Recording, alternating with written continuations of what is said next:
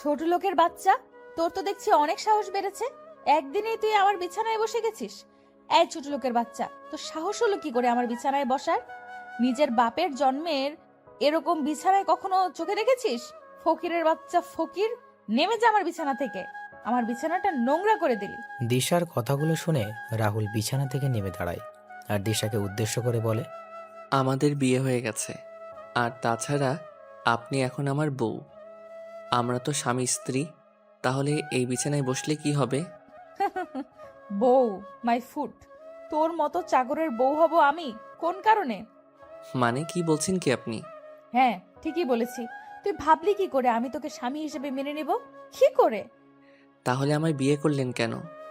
তোকে বিয়ে না করলে আমি আমার লক্ষ্যে পৌঁছাতে পারতাম না কখনো। আমরা বদলা নিতে পারতাম না কখনো। মানে? শোন, আর কয়েকদিন পর আমি তোকে ডিভোর্স দিয়ে দিব। আর কয়েক মাস পর আমি সাকিবের কাছে আমেরিকা চলে যাব। আপনি আমেরিকা চলে যাবেন এটা আঙ্কেলকে বললেই তো হতো। শুধু শুধু আমায় বিয়ে করলেন কেন? বাবাকে বললে বাবা কখনো রাজি হতো না, তাই প্ল্যান করে ওই ছেলের নামে দুর্নাম ছড়িয়ে তোর সাথে বিয়েটা করে নিলাম। আমার সাথে আপনি এমনটা কেন করলেন? আমার জীবনটাই কেনই বা ধ্বংস করে দিলেন? তোর মতো চাকরের আবার কিসের জীবন? তোর জীবনের চাবিকাঠি এখন থেকে আমার হাতে। মানে? এই দেখ, এই সাদা কাগজে তোর সাইন করা আছে। এখন আমি আমার ইচ্ছে খুশি মতো তোর নামে কিছু লিখে দেব, তারপর তোকে ফাঁসিয়ে দিব। সো আমি যা বলবো সেটাই করবি। বেশি বাড়াবাড়ি করলে তোকে জেলে যেতে হবে। শুন, তোকে একটা ভালো কথা বলছি, এই কয়েক মাস আমার কথা মতো চলাচল কর, তারপর তুই মুক্তি পেয়ে যাবি। এখন গিয়ে ব্যালকনিতে ঘুমিয়ে পড়। চলে যা চুপচাপ। কিন্তু বাইরে তো অনেক ঠান্ডা। জেলে যাবি না ঠান্ডা খাবি? রাহুল একবার দিশার দিকে আর একবার কাগজের দিকে তাকিয়ে একটা বালিশ ও একটা কাঁথা নিয়ে ব্যালকনিতে চলে যায়। কি ভাবছেন? কেন আমি কোনো প্রতিবাদ না করে চলে এলাম কেন? বলছি, শুনুন। পুলিশ, ডাক্তার, উকিল সবাইকে আমি বিশ্বাস করব, কিন্তু দিশা ম্যাডামকে বিশ্বাস করা যায় না। এই মেয়ে যা বলে তাই করে। সোজা কথায় বলতে গেলে বদমেজাজি মেয়ে। এই ঠান্ডায় ঘুম আসবে না। তার চেয়ে চলুন আমার অতীত থেকে আপনাদের নিয়ে ঘুরিয়ে আসি। অতীত। আজ 1 বছর পূর্ণ হলো রাহুল চৌধুরী বাড়ির কাজের। এই কজনের 1 বছরের বাড়ি কয়েকজনকে রাহুলের ভালো লেগেছে, আবার কয়েকজনকে ভালো লাগেনি। রাহুল খুব সকালে ঘুম থেকে উঠে কাজ করতে শুরু করে। রাহুল সবার জন্য নাস্তা রেডি করে টেবিলের উপর রেখে দিয়ে নিজের রুমে এসে ফ্রেশ হওয়ার জন্য বাথরুমে যাবে। তখনই রাহুলের কানে আসে চৌধুরী বাড়ির অহংকারী বদমেজাজি বড় মেয়ে দিশার। রাহুল বাথরুমে ঢুকে ফ্রেশ হয়ে এসে তাড়াতাড়ি করে দিশার রুমের সামনে যেয়ে পড়ল। ম্যাডাম, আসবো? হুম, আয়। রাহুল দিশার রুমে প্রবেশ করে একপাশে দাঁড়ায়। তখন দিশা ঈশা করে রাহুলকে তার পাশে ডাকে। রাহুল দিশার সামনে যেতেই দিশা ঠাস ঠাস করে থাপ্পড় বসিয়ে দিয়ে বলা শুরু করলো। এই হারামির বাচ্চা, তোর না বলছি আমি ডাকলে তাড়াতাড়ি আমার সামনে চলে আসবি? আসলে ম্যাডাম আমি... ঠাস ঠাস। আমার মুখের উপর কথা বলতে মানা করছি না তোকে? এই বাড়িতে এসছিস কয়দিন হলো, এর মাঝে নিজের মন মতো চলাফেরা শুরু করেছিস? যা তাড়াতাড়ি আমার জুতোগুলো পলিশ করে নিয়ে আয়। হ্যাঁ, যাচ্ছি। রাহুল গালে হাত দিয়ে দিশার রুম থেকে বের হয়ে যায় আর দিশা একটা ম্যাগাজিন নিয়ে পড়তে শুরু করে। কিছুক্ষণ পর রাহুল জুতোগুলো পালিশ করে নিয়ে আসে। রাহুল দিশার রুম থেকে বের হয়ে নিচে এসে অপেক্ষা করতে থাকে দিশার জন্য। কিছু সময় পর দিশা গাড়ির কাছে আসলে রাহুল দরজা খুলে দিল। দিশা গিয়ে গাড়িতে বসে আর রাহুল এসে গাড়ি চালানো শুরু করে। দিশাকে কলেজে নামিয়ে দিয়ে রাহুল বাসায় চলে আসলো। বাসায় এসে সকল কাজ করতে থাকে। রাহুল যখন কাজ করছিল তখন দিশার মা জাহানারা বেগম রাহুলের কাছে এসে বলতেন, রাহুল বাবা, এই লিস্টের বাজারগুলো নিয়ে আয়। রাতে দিশার বান্ধবীরা ডিনার করবে আমাদের এখানে। আচ্ছা আন্টি, নিয়ে আসছি আমি। শফিক ভাই এখন কেমন আছেন? ভালোই, চাচার মেডিসিন চলছে। আচ্ছা বাবা, যা তাহলে তুই। রাহুল লিস্টগুলো নিয়ে বেরিয়ে পড়ে বাজারের উদ্দেশ্যে। রাহুল বাজার করে বাসায় ফিরে আসে। রাহুল যখন একটু রেস্ট নিতে যাবে তখনই রাহুলের ফোন বেজে ওঠে। রাহুল ফোন রিসিভ করে দেখতে পায় দিশা কল দিয়েছে। রাহুল তাড়াতাড়ি করে কল রিসিভ করে আর দিশা বলে, তাড়াতাড়ি করে কলেজে চলে আয়, আমার ক্লাস শেষ। আচ্ছা। রাহুল বাইরে এসে গাড়ি নিয়ে বের হয়ে যায় কলেজের উদ্দেশ্যে। কিছু সময় পর কলেজে এসে দেখতে পায় দিশা আর তার বান্ধবীরা দাঁড়িয়ে আছে। রাহুলকে আসতে দেখে দিশা তার বান্ধবীদের বিদায় দিয়ে গাড়ির কাছে চলে আসে। দিশা গাড়িতে বসলে রাহুল গাড়ি চালানো শুরু করে। একটা বড় রেস্টুরেন্টের সামনে দিশা রাহুলকে গাড়ি থামাতে বলল। রাহুল গাড়ি থামিয়ে গাড়ি থেকে নেমে পিছনের দরজা খুলে দিল। দিশা গাড়ি থেকে নেমে সামনে দাঁড়িয়ে থাকা একটা ছেলেকে জড়িয়ে ধরল। রাহুল একবার সেদিকে তাকায়, আবার গাড়িতে চলে আসে আর দিশা ছেলেটার সাথে রেস্টুরেন্টের ভিতরে চলে যায়। রাহুল গাড়িতে বসে তার মোবাইলে গেমস খেলছিল। এইদিকে দিশা সাকিব বলছে, তা কেমন আছো জানেমান? ভালোই, তুমি? ভালো আছি। আচ্ছা দিশা, চলো আমরা বিয়ে করে ফেলি। আর ভালো লাগছে না সিঙ্গেল থাকতে। করব, তবে পড়াশোনা শেষ করে নেই তারপর। আর তোমারও তো পড়াশোনা বাকি রয়েছে। পড়াশোনা করে লাভ নেই, তার চেয়ে বিয়ে করে আমরা দুজনে আমেরিকা চলে যাব আর ওখানে সেটেলড হয়ে যাব। কি বলো? এত টাকা আসবে কোথা থেকে? হ্যাঁ, তুমি দিবে। এখন আমার ব্যবসা যখন কিছুটা বৃদ্ধি পাবে, তখন আমি আবার তোমার টাকা দিয়ে দিব। সত্যি বলতে কি জানো, আমার খুব খারাপ লাগছে তোমার থেকে টাকা নিতে, কিন্তু কি করব বলো, আমি নিরুপায় হয়ে গেছি। আচ্ছা, আমি বাবার সাথে কথা বলবো আমাদের বিয়ের ব্যাপারে। তুমি চিন্তা করো না। আর হ্যাঁ, তোমার টাকার ব্যবস্থা হয়ে যাবে, তুমি চিন্তা করো না। আচ্ছা, এখন আসি আমি, কালকে দেখা হচ্ছে। এখন এলে আবার এখনই চলে যাবে? মা কল দিয়েছিল আর বলল তাড়াতাড়ি বাসায় যাওয়ার জন্য। আসি আমি। দিশা কথাটা বলে চলে আসে সেখান থেকে গাড়িতে। দিশাকে আসতে দেখে রাহুল গাড়ি থেকে নেমে গাড়ির দরজা খুলে দিল। দিশা গিয়ে গাড়িতে গিয়ে বসলো আর রাহুল নিজের সিটে বসে চালানো শুরু করে। তখন রাহুল দিশাকে উদ্দেশ্য করে বলে, ম্যাডাম, একটা কথা বলবো? বল, কি বলবি? ম্যাডাম, সাকিব ভাইকে আমার সুবিধার মনে হচ্ছে না। মানে? ম্যাডাম, সাকিব ভাইয়ের মাঝে একটা গরমিল আছে। সাকিব ভাই সুবিধাজনক মানুষ না। ভাগ্য ভালো তুই গাড়ি চালাচ্ছিস, তা না হলে তোর অবস্থা আমি খারাপ করে দিতাম। ছোট লোকের বাচ্চা, তোর তো সাহস কম না। সাকিবের ব্যাপারে কথা বলিস? সাকিব কি তোর মতো ছোট লোক ফকির? জানিস সাকিবের কয়টা বাড়ি কয়টা গাড়ি আছে? আসলে ম্যাডাম, চুপ ছোট লোকের বাচ্চা, চুপ। আমার কোনো ব্যাপারে তুই কোনো কথা বলবি না, আর আমার কোনো কাজেও বেশি কথা বলবি না। আমি আর সাকিব খুব তাড়াতাড়ি বিয়ে করছি। ফার্দার আমার আর সাকিবের বিষয়ে তুই কোনো কথা বলবি না। কিছুক্ষণ পর রাহুলরা বাসায় চলে আসে। রাহুল রুমে এসে ফ্রেশ হয়ে গিয়ে নিচে খাবার খেয়ে নিজের রুমে গিয়ে ঘুমিয়ে পড়ে।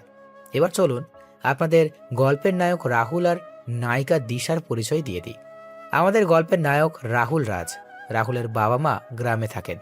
আমাদের গল্পের নায়িকা দিশা চৌধুরী এমপি আরিফ চৌধুরী ও ডাক্তার জাহানারা বেগমের একমাত্র অহংকারী আর বদমেজাজি মেয়ে দিশা। দিশা এবার অনার্স 3য় বর্ষের শিক্ষার্থী। বাকিটুকু না হয় গল্পের সাথে থাকলেই জানতে পারবেন। রাহুল ঘুমিয়েছিল, তখনই সে বুঝতে পারে তার পুরো শরীর ভিজে আছে, তার শরীর থেকে বাজে গন্ধ আসছে। রাহুল উঠে সামনে তাকিয়ে দেখতে পায় দিশা দাঁড়িয়ে আছে রাগী চোখে। রাহুল পাশে তাকিয়ে দেখতে পায় তার বিছানায় ময়লা পানি দিয়ে ভিজে আছে। তখন রাহুল দিশাকে বলে, এভাবে ঘুম থেকে তোলার কোনো মানে হয় কি? এটা কি করলেন আপনি? আমি বাইরে যাব, 5 মিনিটের ভেতর নিচে আয়। বিছানা ভিজানোর দরকার ছিল কি? আর ময়লা পানিই বা কেন দিলেন? তোর মতো ছোট লোকের কোনো প্রশ্নের উত্তর দিতে আমি বাধ্য নই। বেশি কথা না বলে নিচে আয়। রাহুল আর কোনো কথা বলল না। রাহুল জানে এই মেয়ের সাথে কথা বলা লাভ হবে না। বিছানা কিছুটা পরিষ্কার করে এই ঠান্ডা মাঝে রাহুল গোসল শেষ করে রেডি হয়ে সেই রুম থেকে বের হবে। তখন রাহুলের ফোন বেজে ওঠে। রাহুল ফোন নিয়ে রিসিভ করে ওপাশ থেকে শুনতে পায়, কেমন আছিস বাবা তুই? ভালো বাবা। তুমি আর ভাবি আর আয়ান কেমন আছো? ভালোই আছি রে। তোকে খুব দেখতে ইচ্ছে করছে, আসবে কি? বাবা, হাতে অনেক কাজ আমার। কাজগুলো শেষ হলেই আমি চলে আসব তোমাদের কাছে।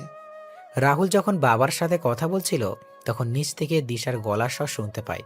রাহুল তখন বলে, আচ্ছা বাবা, পরে কথা বলি। রাহুল, কালকের দিনের কথা মনে আছে তোর? আমার সব কিছুই মনে আছে বাবা। এরপরও তুই আসবি না? আচ্ছা বাবা, রাখছি আমি এখন। রাহুল তার বাবার সাথে কথা বলে ফোন রেখে দিয়ে নিচে চলে আসে। কিছু সময় পর দিশাকে নিয়ে রাহুল বেরিয়ে পড়ে। গাড়ি এসে থামে একটা শপিং মলের সামনে। দিশা গাড়ি থেকে নেমে যায় আর রাহুল গাড়ি পার্কিং করে গাড়িতে বসেছিল। হুট করে রাহুল সামনে তাকিয়ে দেখতে পায় কয়েকজন লোক জটলা বেঁধে দাঁড়িয়ে আছে।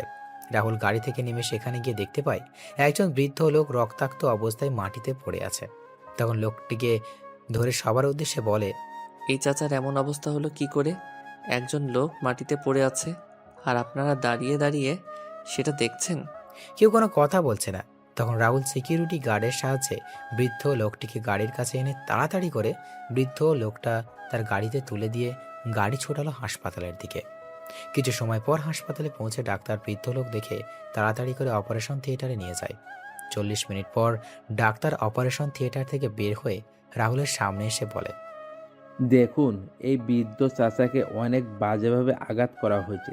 একজন অমানুষ ছাড়া এমন কাজ করতে পারে না। চিন্তা নেই, উনি এখন বিপদমুক্ত। ডাক্তার, ওনার জ্ঞান কি ফিরেছে? না, 2 থেকে 3 ঘন্টা পর জ্ঞান ফিরবে। অনেক রক্ত বের হয়েছে, যার জন্য কিছুটা দুর্বল। ওনার ডান হাতটা ভেঙে গেছে। কয়েক মাস রেস্ট নিলে উনি সুস্থ হয়ে যাবেন। ওনাকে কেবিনে শিফট করা হয়েছে। জ্ঞান ফিরলেই দেখা করতে পারবেন। ধন্যবাদ ডাক্তার। ডাক্তার চলে যায়। আর রাহুল যখন বৃদ্ধ লোকের সাথে দেখা করতে যাবে তখনই রাহুলের ফোন বেজে ওঠে। রাহুল ফোন বের করে দেখতে পায় দিশা কল দিয়েছে। তাড়াতাড়ি করে ফোন রিসিভ করে শুনতে পায়, ওই চাকরের বাচ্চা চাকর, কই তুই? আমার গাড়ি নিয়ে কোথায় গিয়েছিস তুই? ম্যাডাম, আমি আসছি, আপনি 10 মিনিট অপেক্ষা করুন। 10 মিনিটের ভেতরে না এলে তোর খবর আছে কিন্তু। রাহুল ফোন রেখে গাড়ির কাছে এসে গাড়ি স্টার্ট দিয়ে শপিং মলের সামনে চলে যায়। রাহুল দেখতে পায় দিশা দাঁড়িয়ে আছে। দিশাকে দেখে মনে হচ্ছে অনেক রেগে আছে। দিশার সামনে গাড়ি থামিয়ে গাড়ি থেকে নেমে গাড়ির দরজা খুলে দিল। দিশা গাড়ির ভিতরে তাকিয়ে রাহুলের গায়ে ঠাস ঠাস করে থাপ্পড় বসিয়ে দিল। রাহুল বুঝতে পারছে না হঠাৎ করে দিশা কেন তাকে সবার সামনে এইভাবে থাপ্পড় মারছে। রাহুলের গালে হাত দিয়ে দিল, বলে, 10 মিনিটের আগেই তো আমি চলে এলাম, তাহলে মারলেন কেন? এই কুত্তার বাচ্চা, আমার গাড়ির সিটের রক্ত আসলো কি করে? কাকে আমার গাড়িতে খুন করেছিস বলতো? ম্যাডাম, কি বলছেন কি? আমি কেন শুধু শুধু খুন করতে যাব কাউকে?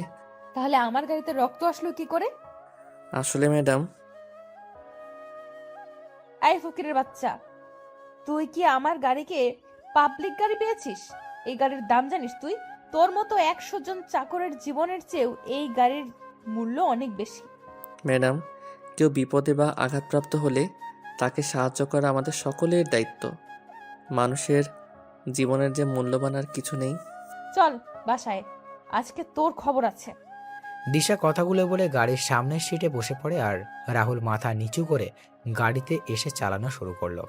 কিছু সময় পর বাসায় এসে গেলে দিশা গাড়ি থেকে বাসার ভিতরে প্রবেশ করে আর রাহুল গাড়ি পার্কিং করে আসে। মা, বাবা, মা বাবা কোথায় তোমরা? নিচে আসো। মা, বাবা। কি হয়েছে? বাড়ি মাথায় তুলে নিচ্ছিস কেন? কিরে মা, এমন করে চিৎকার করছিস কেন? চিৎকার কি আর নিজের ইচ্ছায় করছি? ওই চাকরের বাচ্চা চাকর কি করেছে জানো তোমরা? কি করেছে রাহুল? আর তোমায় না বলেছি রাহুলকে চাকর বলবে না। বাড়ির চাকরকে চাকর বলবো না তো কি বলবো? দিশা, বাজে না বকে কি হয়েছে সেটা বলো। ওই চাকর আমার পুরো গাড়িতে রক্তের দাগ লেগে নিয়ে আসছে। আমার গাড়িটা নোংরা করে দিয়েছে ও। এটা তো ভালো কাজ করেছে রাহুল। আমি যদি রাহুলের জায়গায় থাকতাম তাহলে একই কাজ করতাম। কারণ মানুষ হলো সৃষ্টির সেরা জীব। মানুষের জীবনের মূল্যের চেয়ে আর কিছুর মূল্য এই পৃথিবীতে নেই। বাবা, তুমি বুঝতে পারছো না কেন বলো তো? ওই ফকিরের বাচ্চা আমার নতুন গাড়িটা নষ্ট করে দিয়েছে। আয় রাহুল, এইদিকে। হ্যাঁ আন্টি, বলুন। আচ্ছা, এই বৃদ্ধ লোক এখন কেমন আছেন? যতটুকু জানি ওনার জ্ঞান ফিরেনি এখনো। ওনাকে খুব বাজেভাবে আঘাত করা হয়েছে। কে বা কারা এমন কাজ করেছে কিছু জানতে পারলি তুই? হ্যাঁ রাহুল। না আঙ্কেল, জানতে পারিনি। আঙ্কেল, আমি একটা ভুল করে ফেলেছি। আসলে আজকে আমি ম্যাডামের অনুমতি না নিয়ে ওই বৃদ্ধ চাচাকে ওনার গাড়ি করে হাসপাতালে নিয়ে যাই। আর তখন রক্তের দাগ লেগে যায় সিটে। তবে চিন্তা করবেন না, আমি গাড়ি ভালো করে পরিষ্কার করে দিব। আমি কি তোর মতো ফকির নাকি যে আমি ওই সিট ব্যবহার করব? বাবা, আমি ওই নিয়ে যাব না। এখন থেকে ওই গাড়ি তুমি নিবে আর তোমার গাড়ি আমি নিয়ে যাব। দিশা কথাগুলো বলে সেখান থেকে চলে যায় আর রাহুল চুপচাপ দাঁড়িয়েছিল। তখন আরিফ চৌধুরী রাহুলের সামনে এসে রাহুলের কাঁধে হাত দিয়ে বললেন, তুই চিন্তা করিস না বাবা, আমি আর তোর আন্টি তোর সাথে আছি। আর এই 1 বছরে তোকে চিনেছি, তুই এমন কোনো কাজ করবি না যে কাজের দ্বারা কোনো সমস্যা হয়। যা রাহুল, রুমে যা তোর। দিশার চালচলন কেমন জানি রসাতলে চলে যাচ্ছে। এভাবে চলতে থাকলে দিশা খারাপ হতে বেশি দিন সময় লাগবে না। মেয়েটা দিন দিন খারাপ হয়ে যাচ্ছে। মেয়েটাকে কি করে যে বুঝাই, এভাবে জীবন চলবে না। দিশার বিয়ে দিতে হবে খুব তাড়াতাড়ি। কি বলছো কি তুমি এসব? আমাদের আদরে আদরে দিশা বাদর হয়ে যাচ্ছে। এমন মেয়েদের ঠিক করার জন্য বিয়েই দিতে হবে। তোমার এই বজ্জাত মেয়েকে বিয়ে করবে কে?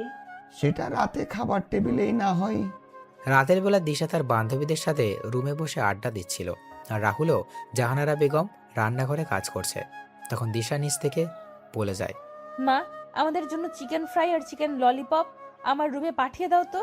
আমি পারবো না, নিজে করে নিয়ে আয়। এই রাহুল ফকিন্নি, তুই তাড়াতাড়ি করে নিচে আয়, নিয়ে আয়। সময় 30 মিনিট মাত্র। ও কি মেশিন যে 30 মিনিটে হয়ে যাবে? এগুলো খেতে যত সহজ, সেগুলো তৈরি করতে অনেক কষ্ট। আচ্ছা, 1 ঘন্টা সময় দিলাম। আচ্ছা ম্যাডাম। দিশা চলে যায় আর রাহুলের চিকেন ফ্রিজ থেকে বের করে নিয়ে দিশার বলে যাওয়া চিকেন ফ্রাই আর ললিপপ তৈরি করতে লাগলো। 50 মিনিট পর রাহুল কিছু তৈরি করে দিশার রুমের দিকে পা বাড়ায়।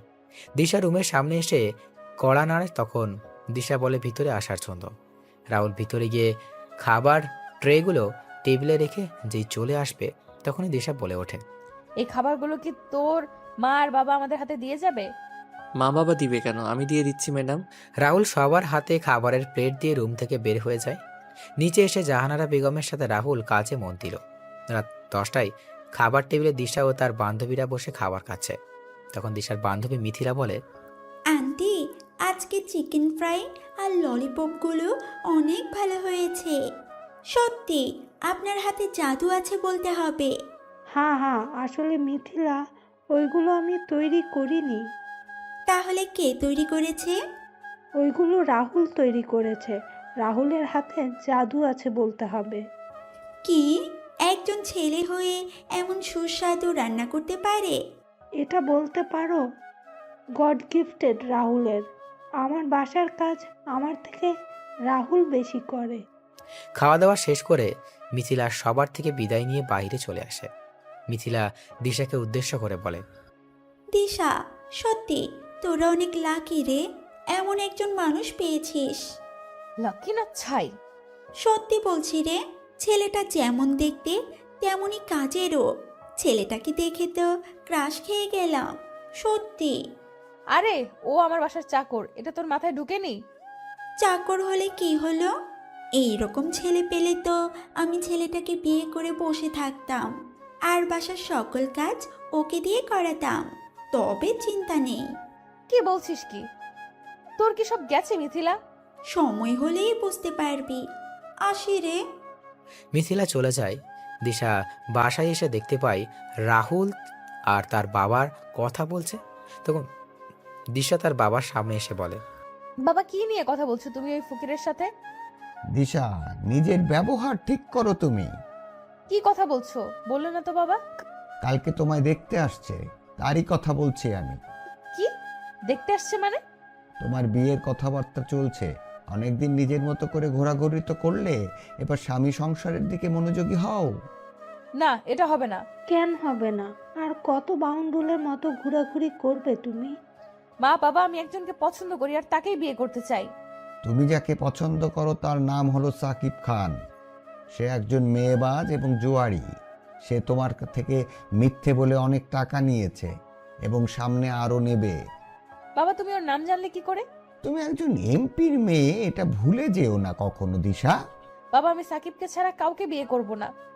আমি যতদিন বেঁচে আছি ওই ছেলের সাথে তোমার বিয়ে হবে না। বাবা। দিশা, বাবা কি বলেছে শুনতে পাওনি? তুমি তো ভারী বেয়াদব হয়েছ।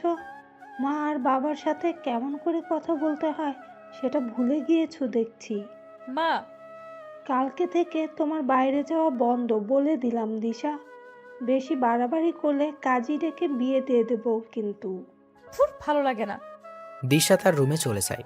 রুমে গিয়ে ভাবতে থাকে, না, আমি সাকিবকে ছাড়া কাউকে বিয়ে করব না। সাকিবের জন্য আমি প্রয়োজন হলে বাড়ি থেকে পালাতেও, হ্যাঁ, আমায় পালাতে হবে। 1 মিনিট, তার আগে সাকিবকে কল দেই। হ্যালো সাকিব, কই তুমি? আমি তো এখন এয়ারপোর্টে যাচ্ছি। এয়ারপোর্টে মানে? হ্যাঁ, কিছু কাজে আমি আমেরিকা যাচ্ছি। কেন, কি হয়েছে জানেমান? সাকিব, বাবা আমার বিয়ে ঠিক করেছে আর কালকে আমার ছেলেপক্ষ দেখতে আসছে। কি বলছো কি? হঠাৎ করে এমন সিদ্ধান্ত কেন? জানি না, তবে আমার মনে হয় রাহুল বাবাকে কিছু উল্টাপাল্টা বুঝিয়েছে। সাকিব, আমি তোমায় ছাড়া কাউকে বিয়ে করতে পারবো না। তুমি এয়ারপোর্টে থাকো, আমি আসছি। না না, এখন এসো না তুমি। কেন সাকিব, তুমি বুঝতে পারছো না কেন? তুমি কালকে ছেলে পক্ষের যদি আমায় পছন্দ হয়ে যায় তাহলে আমাদের কি হবে? কিচ্ছু হবে না। তুমি পারবে তো এই কাজটা করতে? তুমি কিন্তু পারবে, আমি জানি। 3 মাস পর আমি আমার কাজ শেষ করে ফিরে আসছি। এখন বলো তুমি পারবে কিনা? কিন্তু সাকিব, তুমি চাও না দিশা আমি প্রতিষ্ঠিত হই, আমার কোনো পরিচয় হোক? আমি পারবো সাকিব।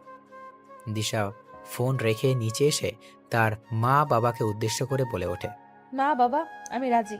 সত্যি বলছিস তুই মা? হ্যাঁ বাবা, সত্যি বলছি। আমি জানতাম আমার মেয়ে আমার কথা কখনো ফেলবে না। আচ্ছা, বাকি কথা পরে হবে। মা, আমার খুব ক্ষুধা পেয়েছে, তাড়াতাড়ি খাবার দাও।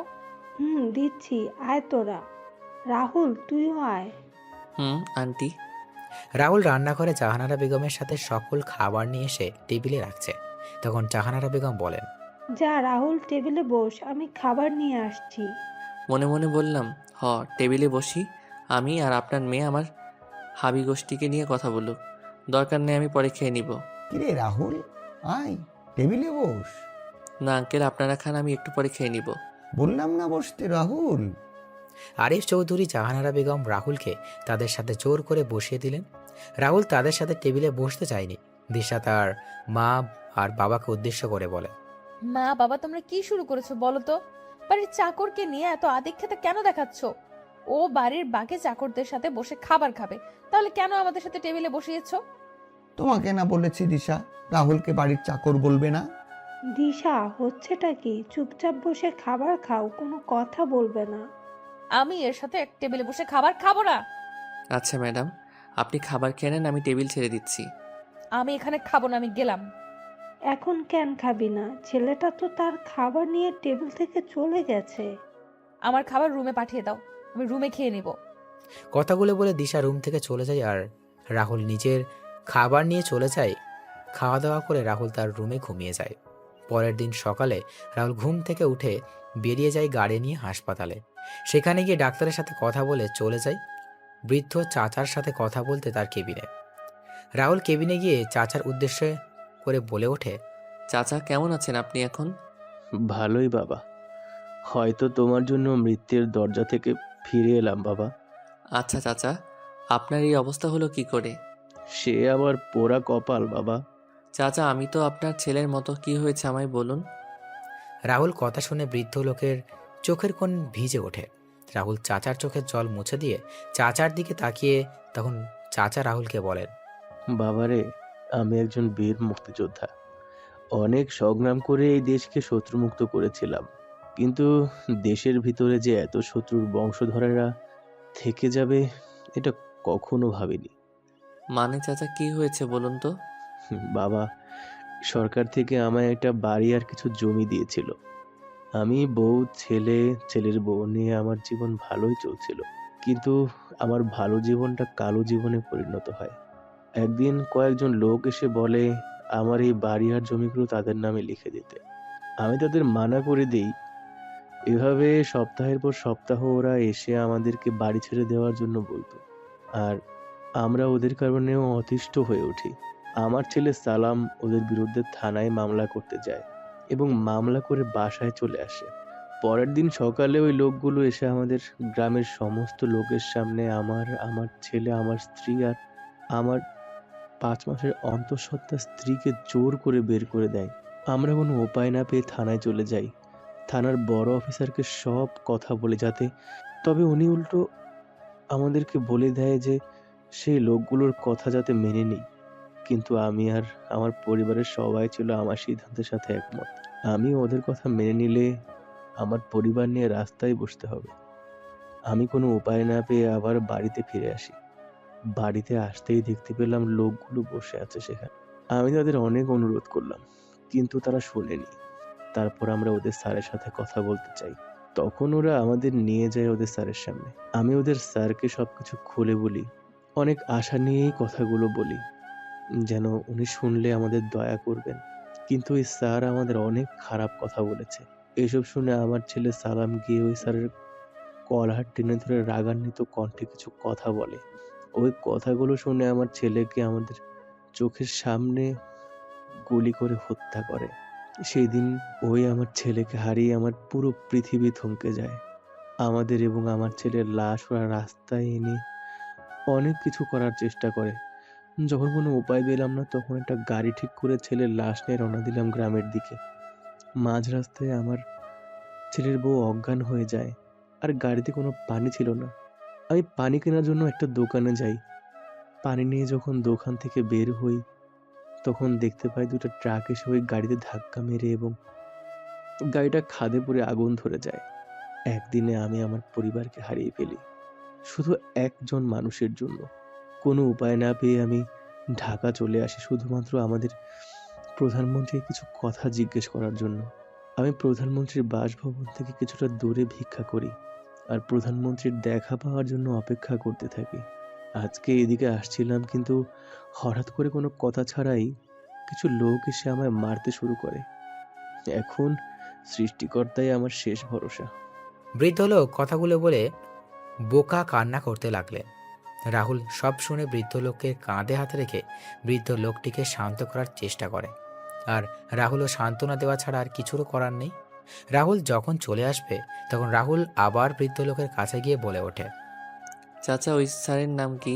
ওই অমানুষটার নাম হলো শফিক খান, ওরফে টনি ভাই। কি, ওই মাফিয়া টনি ভাই? হ্যাঁ বাবা, এর জন্যই তো আমরা কোনো আইনি সহায়তা পাইনি। আচ্ছা চাচা, তাহলে আমি আসি। তাহলে তুমি এই 2 মাস হাসপাতালে থাকবে আর তোমার খরচ আমি বহন করব। আসি চাচা আমি। রাহুল কথাগুলো বলে চলে আসে। সেই থেকে রাহুল গাড়ি ড্রাইভ করছে আর বৃদ্ধ লোকের বলা কথাগুলো চিন্তা করছে। হঠাৎ করে গাড়ির সামনে মিথিলা চলে আসে আর রাহুল তাড়াতাড়ি করে ব্রেক করে। রাহুল কিছু বলতে যাবে তার আগেই মিথিলা রাহুলের কাছে এসে বলে, হাই, আমি মিথিলা। মানেটা কি? আপনি কি আপনার নাম বলার জন্য এভাবে গাড়ির সামনে চলে আসছেন? আমি আসি। আচ্ছা, আমি আসি তাহলে।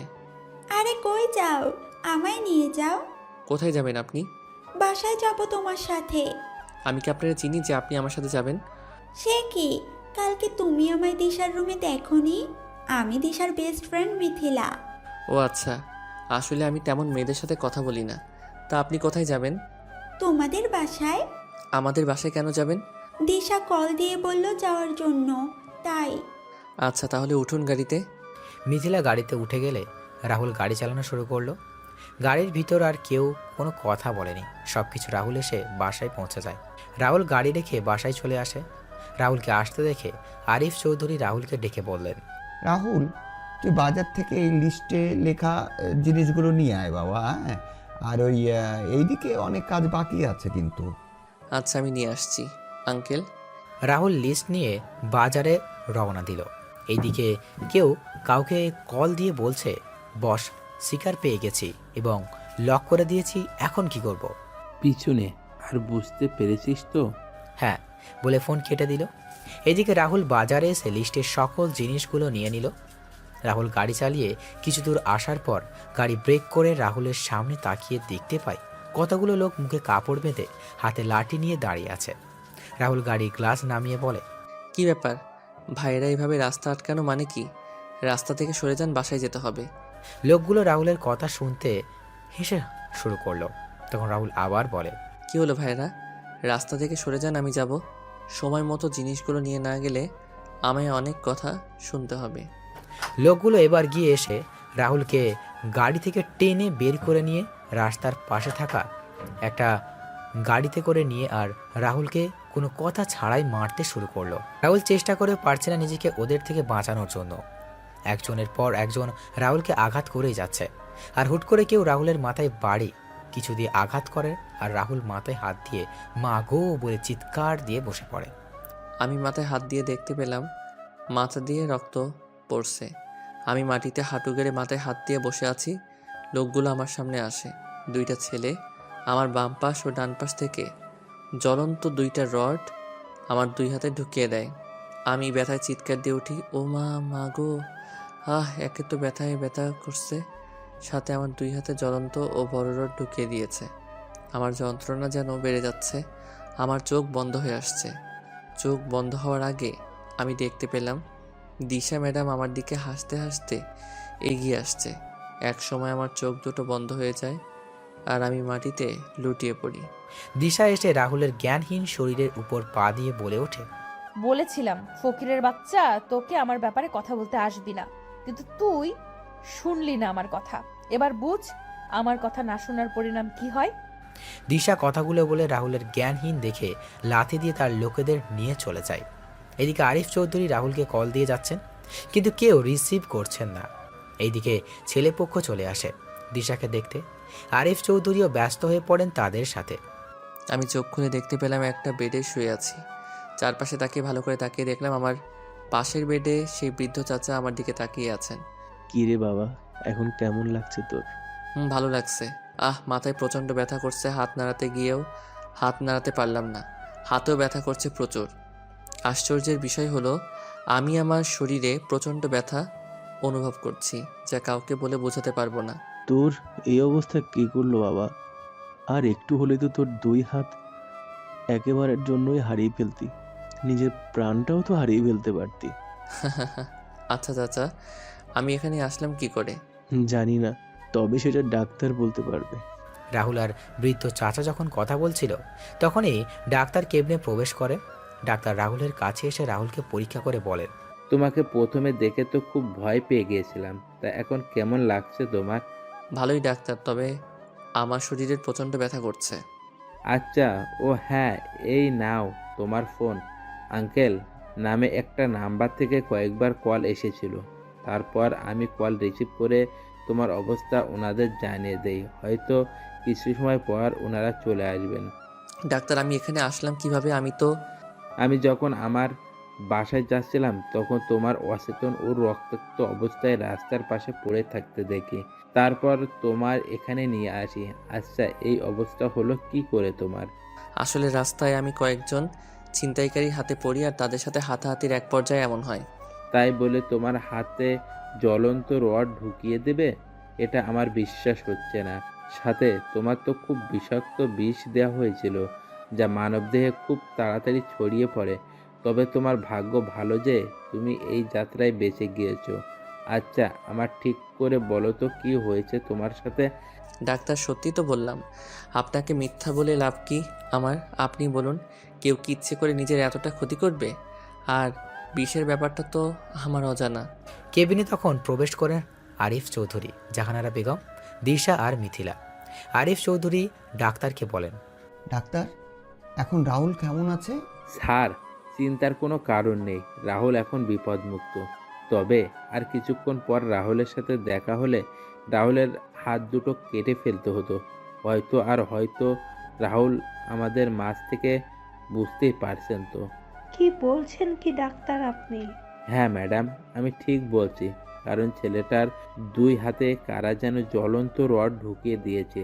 সাথে রাহুলকে কেউ অনেক বিষাক্ত বিষ দিয়ে মেরে ফেলতে চেয়েছিল। এই বিষ তো আমাদের বাংলাদেশ থেকে ব্যান্ড করা হয়েছে। তাহলে এটা আসলো কি করে? রাহুল, কারা ছিল? তুই কি তাদের দেখেছিস? শুধু বল আমায়, তুই দেখ আমি কি ব্যবস্থা ওদের করি। আমি একবার দিশা ম্যাডামের দিকে তাকালাম, দেখলাম ম্যাডাম কিছুটা ভয় পেয়ে আছে।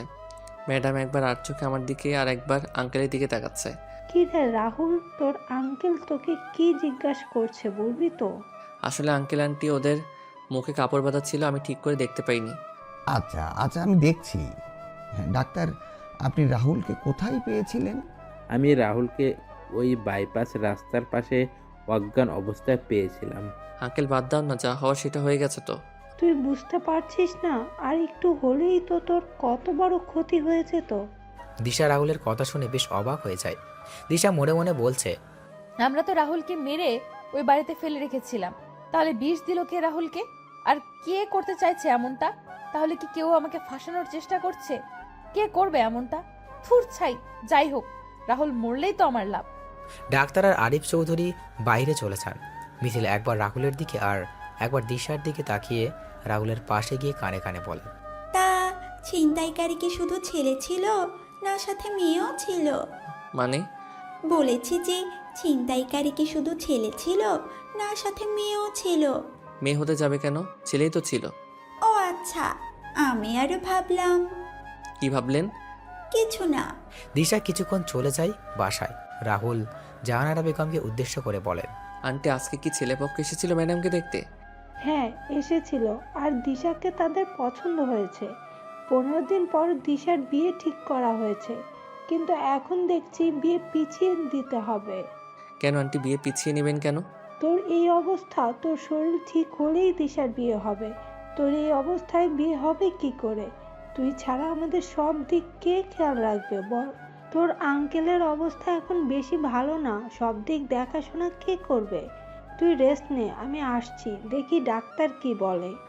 জাহানারা বেগম কেবিন থেকে বের হয়ে যান। রাহুলও চোখ বন্ধ করে শুয়েছিল। তখনই মিথিলা রাহুলের পাশে বসে বলে, আচ্ছা, তুমি কেমন ছেলে মানুষ? হ্যাঁ, মানে? তুমি নিজেকে বাঁচাতে পারলে না? একা মানুষ কয়েকজনের সাথে লড়াই করবো বলুন তো? সেটা ঠিক। আচ্ছা, তোমার পরিবারে কে কে আছেন? বাবা, ভাবি আর ছোট একটা ভাতিজা এখানে আছেন। তারা গ্রামে থাকেন। তোমার মা আর ভাই? বেঁচে নেই। সরি। আচ্ছা, তোমার গার্লফ্রেন্ড আছে? হাসছো যে? আমার মতো একজন চাকরের আবার গার্লফ্রেন্ড আসবে কোথা থেকে? মানুষের জুতার বাড়ি লাঠির বাড়ি খেয়ে আমার দিন যাচ্ছে, আর দরকার নেই এমন কিছুর। তাই বলে কি, এখনের ডিজিটাল যুগে ছেলেদেরও গার্লফ্রেন্ড থাকে অনেক। আর তোমার? রাহুল আর মিথিলা কথা বলছিল। তখনই দিশা কেবিনে আসে আর বলে ওঠে, ওর মতো ফকিন্নির গার্লফ্রেন্ড আসবে কোথা থেকে? কোনো মেয়েই বা ওর দিকে তাকাবে? ফকিন্নি কোথাকার। মিথিলা চল তো। দিশা, ওর সাথে এমন করছিস কেন? দেখছিস ছেলেটার অবস্থা কেমন, তারপরও বলছিস তুই? এরকম চাকর মারা গেলে আমার কিছুই না। ও আচ্ছা ম্যাডাম, আমি আপনার কি এমন ক্ষতি করেছি যার জন্য আমার সাথে এমন করছেন? তুই বাবাকে আমার আর সাকিবের ব্যাপারে বলেছিস, আর বাবা আমার বিয়ে ঠিক করেছে। এর মাসুল তো তোকে ভোগ করতেই হবে। আমিও তো তোকে দিশা বলেছি সাকিব ছেলেটা ভালো না, তারপরও তুই বুঝতে চাইছিস না? মিথিলা, তুইও দেখছি ওই ছোট লোকের সাথে তাল মেলাচ্ছিস। দিশা, একটা সময় আসবে রুহুলের প্রয়োজন তোর হবে, কিন্তু তখন তুই রুহুলকে খুঁজেও পাবি না। এমন কখনো হবে না, আর এমন কোনো পরিস্থিতি হলে আমি ওর কাছে যাব না। সবাই যখন কথা বলছিল তখন সবাই বাইরে শুনতে পায়। হঠাৎ করে বাইরে গোলাগুলির আওয়াজ শোনা যায়। মিথিলা আর দিশা জানালা দিয়ে দেখতে পায় কিছু লোক মিলে একজনকে রাস্তায় গুলি করছে। মিথিলা আর দিশা তাড়াতাড়ি করে জানালা লাগিয়ে দিল। আর রাহুল বলে, কি হলো? জানালা লাগিয়ে দিলেন কেন? বাইরে কারা যেন কাকে গুলি করে মেরে ফেলেছে। ও আচ্ছা। আজ 20 দিন পর রাহুল সুস্থ হয়েছে। কালকে দিশার বিয়ে। রাহুল বাড়িতে এসেই ক্যাটারিং এর লোকদের সাথে কাজে লেগে পড়েছে। জাহানারা বেগম আর আরিফ চৌধুরী রাহুল মানা করেছিলেন আজকে কাজ না করার জন্য, কিন্তু রাহুল কারো কথা শোনেনি। সারাদিন কাজ করে রাহুল সন্ধ্যাবেলা তার রুমে এসে ফ্রেশ হয়ে নিচে গিয়ে খাবার খেয়ে তার রুমে এসে ঘুমিয়ে পড়ে। এদিকে দিশাকে সাজানোর জন্য পার্লার থেকে মেয়েরা আসে। রাতের বেলা সবাই মিলে দিশাকে হলুদ দিচ্ছে, আর মিথিলা রাহুলকে খুঁজে যাচ্ছে কিন্তু পাচ্ছে না। তখন মিথিলা গিয়ে জাহানারা বেগমকে জিজ্ঞেস করে, আন্টি, রুহুল কোথায়? আজকে দেখছি না যে। আজকে সারাদিন রাহুল ক্যাটারিং এর লোকের সাথে কাজ করেছে, সন্ধ্যাবেলা খাওয়া দাওয়া করে নিজের রুমে গিয়ে ঘুমিয়ে পড়েছে। কালকে তো রাহুলের অনেক কাজ, আমি বলেছিলাম থাকার জন্য, কিন্তু ছেলেটা বলল ওর ভালো লাগছে না। ও আচ্ছা। মিথিলা সেখান থেকে এসে রাহুলের রুমের সামনে চলে আসে। মিথিলা রাহুলের দরজায় এসে কড়া নাড়তে থাকে। কড়া নাড়ার শব্দে রাহুলের ঘুম ভেঙে যায়। রাহুল উঠে গিয়ে দরজা খুলে দিয়ে রাহুল ঠিকমতো চোখ খুলে রাখতে পারছিল না। রাহুল অনেক কষ্টে সামনে তাকিয়ে মিথিলাকে দেখে বলে, কি চাই আপনার? আগে গিয়ে ফ্রেশ হয়ে আসো, তারপর বলছি। এখন ঘুমাবো আমি। রাতে কি চুরি করতে যাবে যে এখন ঘুমাবে? আপনি আসুন এখন। আমি দরজা ঠেলে রুহুলের বিছানায় গিয়ে বসলাম, তারপর বললাম, তাহলে আমি বিছানায় বসে পড়লাম, তুমি ঘুমাও এখন। দেখুন, এখন ঘুম দেবী আমায় ডাকছে, আপনি জানতো। যাবে না? আমি সবাইকে চিৎকার দিয়ে বলবো তুমি আমায়। চোখে যা ঘুম ছিল মেয়েটার কথা শুনে আমার সকল ঘুম হাওয়া হয়ে গেল। কি চিৎকার দিবেন? চিৎকার দিয়ে কি বলবেন? কি বলবো সেটা তো তুমি বুঝতেই পারছো। রুহুলকে চোখ টিপ মেরে বললাম, আপনাকে আমার সুবিধার মনে হচ্ছে না, আপনি জানতো। Aunty, uncle. এই চুপ চুপ প্লিজ, আমি যাচ্ছি। কি মেয়ে রে বাবা, একেবারে নির্লজ্জ। আমি শিওর এই মেয়ে লুচ্চি নাম্বার 1। কি হলো, ডাকবো নাকি যাবে? যাচ্ছি যাচ্ছি। রাহুল বিড়বিড় করতে করতে চলে যায় আর মিথিলা রাহুলের যাওয়ার দিকে তাকিয়ে হাসছে আর মনে মনে বলছে, মিস্টার রুহুল, তোমায় তো আমি ছাড়ছি না, তোমায় নিজের করে ছাড়বই আমি। রাহুল ফ্রেশ হয়ে এসে একটা টি শার্ট পরে নিল। তখন মিথিলা রাহুলের সামনে এসে বলে, বাহ, তোমায় তো খুব সুন্দর লাগছে, ইচ্ছে করছে খেয়ে ফেলি। মানে আমি কি ফল না সবজি যে আমায় খেয়ে ফেলবেন? তুমি হলে আমার চকলেট বয়। গাল টেনে বললাম, বলুন এবার কি বলবেন। চলো আমার সাথে তুমি। কোথায় যাব আপনার সাথে? আন্টি আঙ্কেলের আমার প্রয়োজন হতে পারে, আমি যাব না। মিথিলা রাহুলের দিকে একবার রাগী চোখে তাকিয়ে রাহুলের ডান হাত জড়িয়ে ধরে রুম থেকে গায়ে হলুদের জায়গা নিয়ে আসে। এইদিকে দিশাকে সবাই হলুদ দিচ্ছে। তখন মিথিলা বলে ওঠে, এই সরো সরো তোমরা, আমি আর রুহুল দিশাকে হলুদ দিব। রুহুল চলো। রাহুল মিথিলার কথা শুনে থমকে যায় আর বাকি সবাই হাতে তালি দিচ্ছে। দিশা রাহুলের দিকে রাগী চোখে তাকিয়ে আছে। মনে হচ্ছে রাহুলকে দিশা কাঁচা কাঁচা খেয়ে ফেলবে। জাহানারা বেগম এসে মিথিলার কথার সাথে সহমত পোষণ করে বলে ওঠেন, হ্যাঁ হ্যাঁ, মিথিলা আর রাহুল গিয়ে দিশাকে হলুদ দিয়ে আয়। আমরা সবাই তো দিয়েই দিছি, যা তোরা। না আন্টি, মিথিলা ম্যাডাম গিয়ে ম্যাডামকে হলুদ দিয়ে আসুক, আমি বরং এখানেই আছি। আপনি যান মিথিলা ম্যাডাম। বলছি না আমার সাথে যাওয়ার জন্য, তাহলে এত কথা বলছো কেন? চলো চলো। হ্যাঁ রাহুল, তুই যা। রাহুল সবার কথা শুনে বাধ্য হয়ে দিশার পাশে গিয়ে বসে। মিথিলা দিশাকে হলুদ দিয়ে দিল আর রাহুলের দিকে হলুদের বাটি এগিয়ে দিল।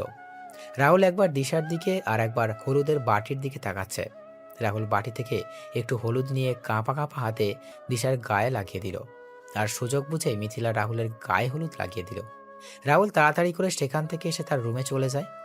পরদিন দুপুরবেলা রাহুল সবকিছু দেখাশোনা করছিল আর দিশাকে সাজানো হচ্ছিল।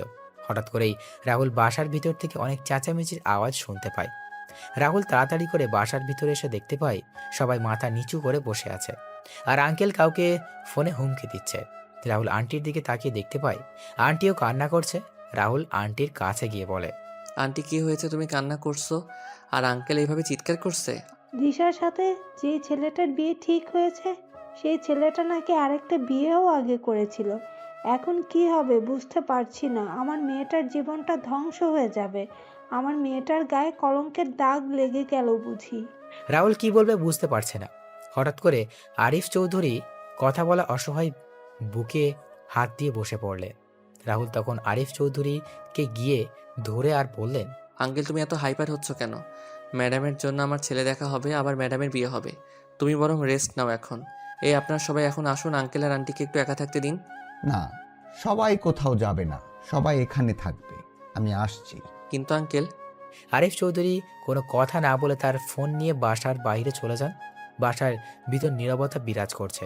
20 মিনিট পর আরিফ চৌধুরী বাসায় এসে বলেন, আজকেই আমার মেয়ের বিয়ে হবে, সবাই একটু অপেক্ষা করুন। কি বলছো কি তুমি? এত তাড়াতাড়ি তুমি ছেলে পেলে কোথায়? ছেলে তো আমাদের সামনেই আছে, রাহুল। রাহুল? হ্যাঁ, আমি আমার মেয়েকে রাহুলের সাথেই বিয়ে দেব।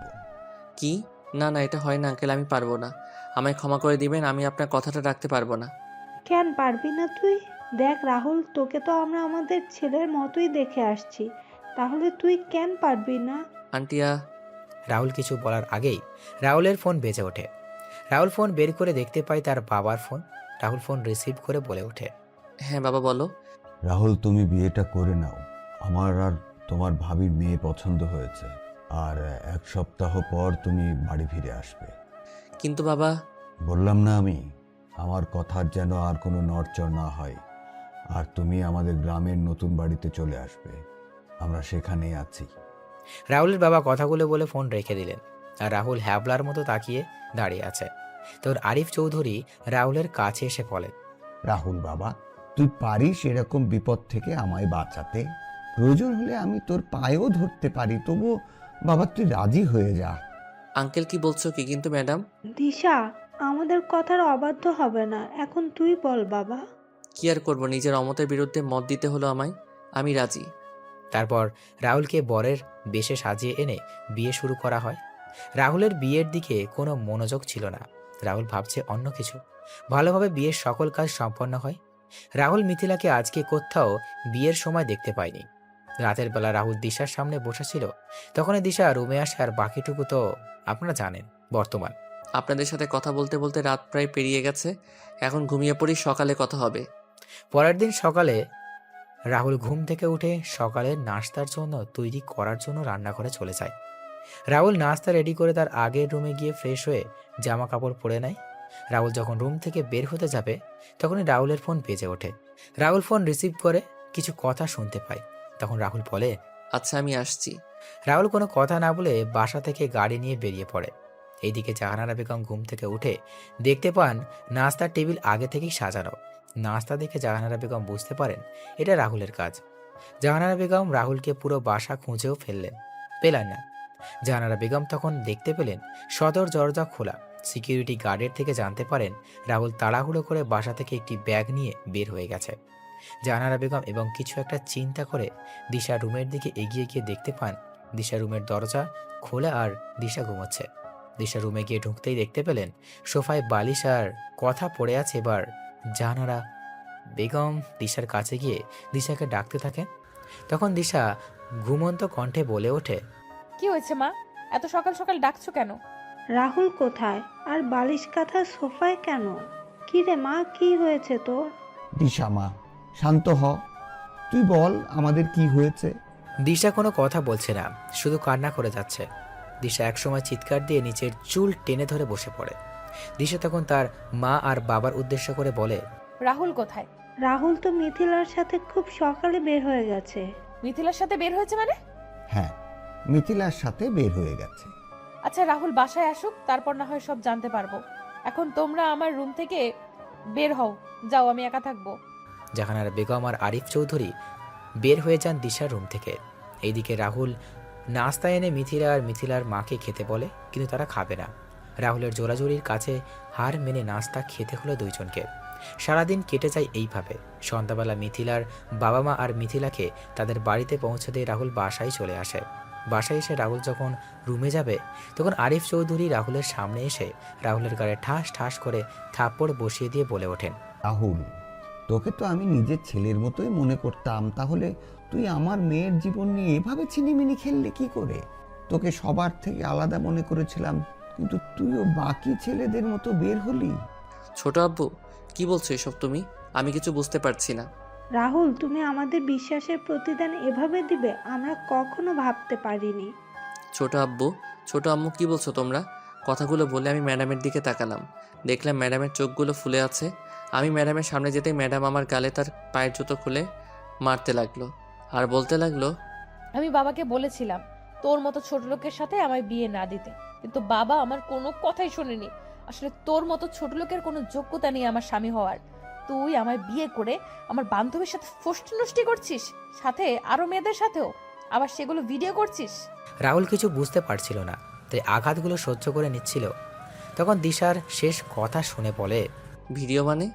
তখন আরিফ চৌধুরী রাহুলের সামনে একটা ভিডিও দেখিয়ে বলেন, ঘরে বউ রেখে এইসব করতে তোর লজ্জা করলো না?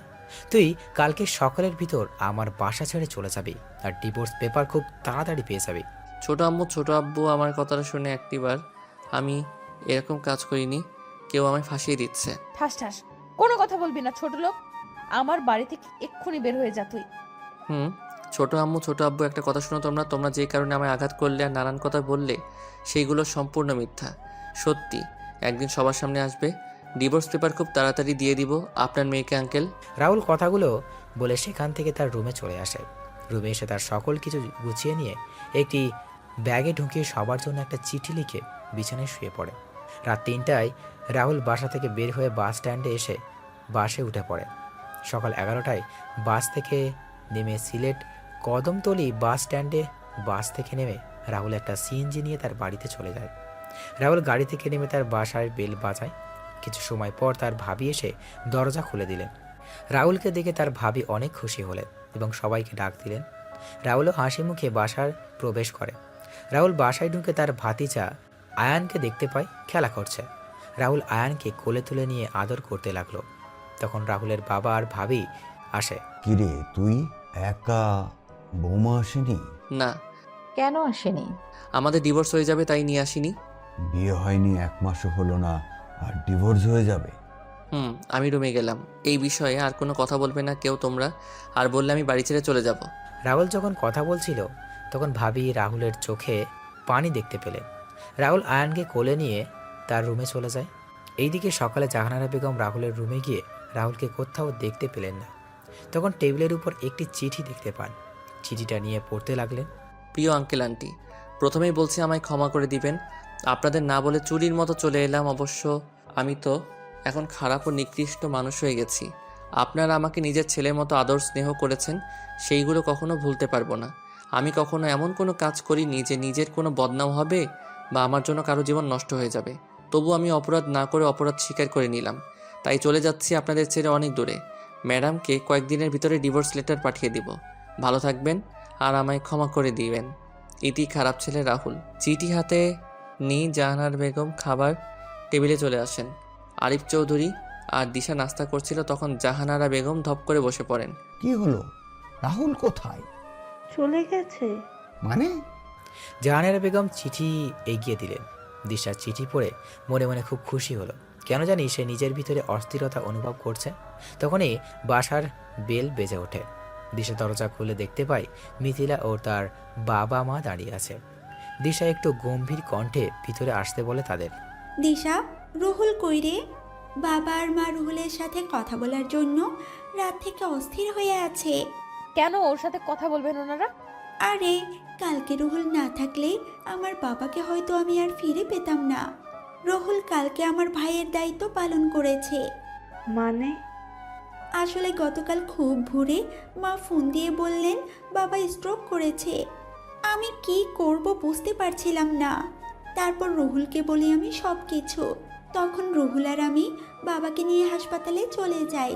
কালকে সারাদিন রুহুল আমাদের জন্য অনেক কিছুই করেছে, তাই তো বাবা সকাল হতেই চলে আসছে। কিন্তু রাহুল তো এখানেই নেই। ও চলে গেছে? চলে গেছে মানে? আসলে কালকে রাতে রাহুল আমার অনুমতি ছাড়া আমার সাথে শারীরিক সম্পর্কে লিপ্ত হয়েছে, তাই আরো মেরে বাড়ি থেকে বের করে দিয়েছি। তুই বুঝলি কি করে? আমার কাপড় ঠিক ছিল না, আর পার্টির পোশাক পরেছিলাম, কিন্তু আমার গায়ে নাইট ড্রেস ছিল। ঠাস ঠাস ঠাস। তুই কি মানুষ দিশা? কালকে সারা রাত আমি তোর সাথে ছিলাম। তুই নেশাগ্রস্ত অবস্থায় রুহুলের সমস্ত শরীরে বমি করে দিয়েছিলি, সাথে তোর নিজের পোশাকেও। তারপরও তোকে রুহুল বাসায় নিয়ে এসে রুমে রেখে যায়, আর আমি তোর কাপড় চেঞ্জ করে দিয়েছিলাম। কি? হ্যাঁ। তাহলে ওই ভিডিওগুলো কি? ভিডিওগুলো জানি না, তবে আমি জানি আমার ভাই এমন কোনো কাজ করবে না। তোমার ভাই মানে? হ্যাঁ, রুহুল হলো আমার মামাতো ভাই। দিশাকে আজ থেকে 3 বছর আগে আমার বার্থডে পার্টিতে দেখে রুহুলের ভালো লেগেছিল, আর তখন ভাইয়া আমায় বলেছিল। তারপর ভাইয়া ছদ্মবেশে আপনাদের এখানে কাজে আসে। ভাইয়া তোকে চিঠি লিখতো প্রতিদিন, আর সেই চিঠিগুলো আমি তোকে নিয়ে দিতাম। ভাইয়া তোকে সরাসরি বলতে চায়নি সে তোকে ভালোবাসে, কারণ তুই যদি মানা করে দিতি। তাই ভাইয়া চেয়েছিল তোর মনে নিজের জন্য জায়গা করে নিয়ে তোর সামনে আসবে।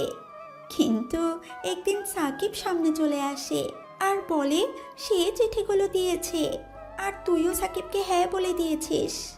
ভাইয়া তোকে এতই ভালোবাসতো যে তোর শত অপমান সহ্য করে এই বাড়িতে 2 বছর কাটিয়ে দিল।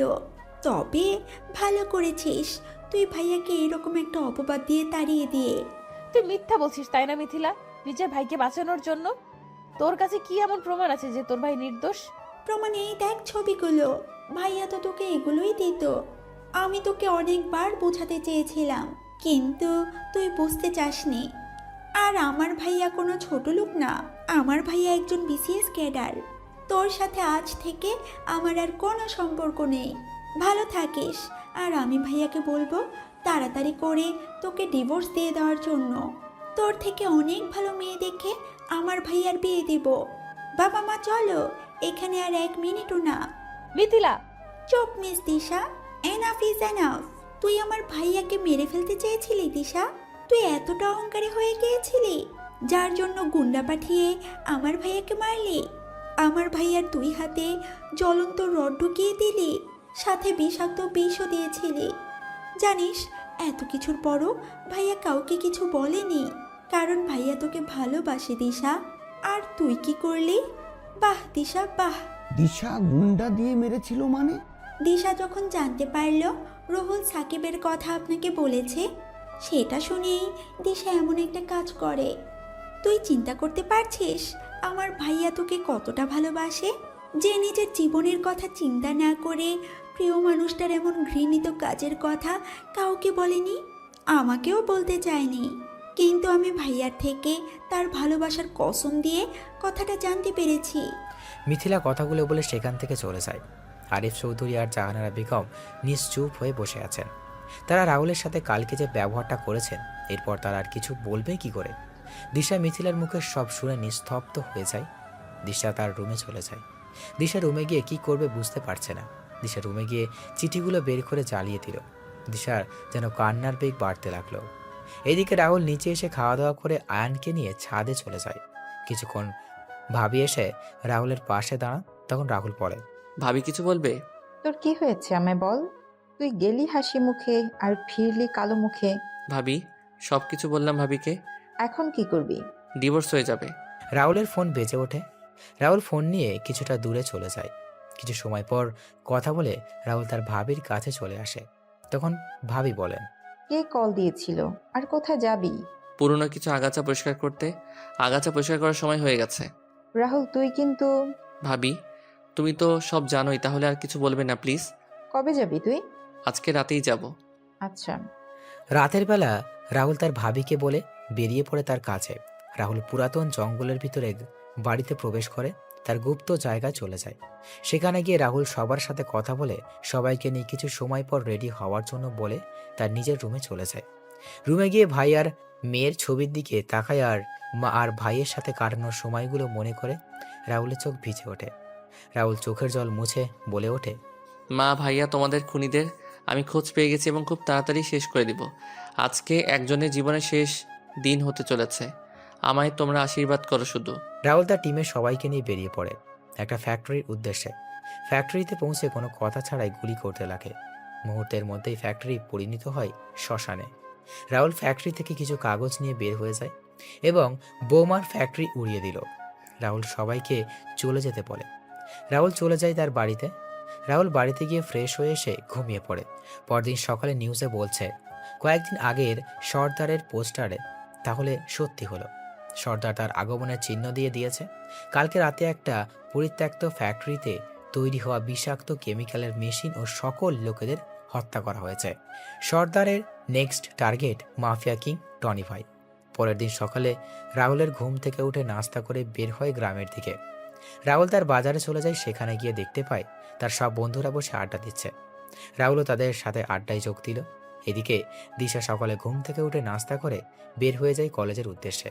কলেজে গিয়ে সবার সাথে আড্ডা দিয়ে বসে সবাই কথা বলছে, হাসাহাসি করছে। কিন্তু দিশা কেন জানি হাসতে ভুলে গিয়েছে। তার মনে হচ্ছে তার কাছ থেকে কিছু একটা হারিয়ে যাচ্ছে। সব মিলিয়ে দিশা সব কিছু বিরক্ত লাগছে। দিশা কোনো কথা না বলে বাসায় চলে আসে। বাসায় এসে নিজের রুমে গিয়ে বসে পড়ে। দিশা কি করবে বুঝতে পারছে না। এইভাবে কেটে যায় 10 দিন। এই 10 দিনে দিশা বুঝতে পেরেছে রাহুল তার সাথে মিশে গেছে। দিশা রাহুলকে ছাড়া থাকতে পারবে না। দিশা প্রতি মুহূর্তে রাহুলকে মিস করছে। দিশা বুঝতে পারছে না কি করবে। আমার এমন কেন হচ্ছে? আমি তো রাহুলকে সহ্য করতে পারি না, তাহলে কেন রাহুলের কথা আমার বারবার মনে হচ্ছে? আচ্ছা, তাহলে আমি কি রাহুলকে ভালোবেসে ফেললাম? হ্যাঁ, হয়তো আমি রাহুলকে ভালোবেসে ফেলেছি। দিশা ফ্রেশ হয়ে বাসা থেকে বের হতে যাবে, তখনই আরিফ চৌধুরী বললেন, কোথায় যাচ্ছ তুমি? বাবা, মিথিলার কাছে যাচ্ছি। কেন? বাবা, আমায় রাহুলের কাছে যেতে হবে। আমার এমন কাজের জন্য ক্ষমা চাইতে হবে। কেন ছেলেটাকে আবার মারবি? না মা, নিজের কাজের জন্য ক্ষমা চাইবো। কিন্তু রাহুল তো ডিভোর্সের কাগজ পাঠিয়ে দিয়েছে। এই যে কাগজ। দিশা কাগজটা ভালো করে একবার দেখে কাগজটা ছিঁড়ে ফেলে দেয় আর বলে, আমি এই ডিভোর্স মানি না, আমি গেলাম। দিশা মিথিলার উদ্দেশ্যে বেরিয়ে পড়ে। দিশা মিথিলার বাসার সামনে এসে বেল বাজায়। কিছুক্ষণ পর মিথিলা এসে দরজা খুলে দিল। দিশা মিথিলার হাত ধরে বলে ওঠে, দোস্ত তুই আমায় ক্ষমা করে দে, তুই আমায় রাহুলের কাছে নিয়ে চল প্লিজ। কেন? আর কিছু বাকি আছে যা তুই আমার ভাইয়ের সাথে করিসনি? না এখন প্রাণে মেরে ফেলবি? দোস্ত তুই এত নিষ্ঠুর হোস না, আমি তোর পায়ে পড়ি প্লিজ, তুই আমায় নিয়ে চল। আমি এই কয়দিনে বুঝতে পেরেছি রাহুল আমায় কতটা জুড়ে আছে। আমি পারবো না আমার ভাইকে আর কষ্ট পেতে দেখতে। এখন গিয়ে বন্ধুত্ব করবি, তারপর আবার আঘাত করবি। তার চেয়ে ভালো হবে তুই সরে দাঁড়া আমার ভাইয়ের জীবন থেকে। একটা ছেলে কতটা ভালোবাসলে নিজের আলিশান বাড়ি ছেড়ে তোদের বাসায় চাকরের কাজ করে। তোর ভালোবাসা লাগবে না আমার ভাইয়ের, যা তুই এখন। কি বলবো আমি বুঝতেই পারছি না, আমি পাথরের ন্যায় শক্ত হয়ে গেলাম। মিথিলা যখন আমার সামনে থেকে চলে যাবে তখন আমি মিথিলার পা জড়িয়ে ধরে কান্না করে বললাম, আমায় একটু দয়া কর তুই, আমি আমার ভুল বুঝতে পারছি, আমি একটিবার ক্ষমা করে দে তুই প্লিজ মিথিলা প্লিজ। মিথিলার বাবা মা এসে বলেন দিশাকে যেন রাহুলের কাছে নিয়ে যায়। মিথিলা দিশাকে তার পা থেকে তুলে বলে, এবারে কিন্তু তোর শেষ সুযোগ। এরপর আমার ভাইয়ের সাথে খারাপ ব্যবহার করলে তোর খবর আছে কিন্তু। তবে আমি জানি না ভাইয়া তোকে ক্ষমা করে দিবে কি না। আজকে মামা কল দিয়েছিল, আজকে ভাইয়াকে দেখতে মেয়ে পক্ষ আসবে। হ্যাঁ কথা দিলাম, এমন কাজ আর কখনো করব না, কখনোই হব না আমি বেঁচে থাকতে। তাহলে চল। কালকে আমরা সবাই যাব, তুইও কালকে আঙ্কেল আন্টিকে নিয়ে আমাদের বাসায় চলে আসিস। আচ্ছা। দিশা খুশি মনে বাসায় চলে আসে, কিন্তু মিথিলার শেষের কথা শুনে তার কেমন জানি ভয় হতে লাগলো।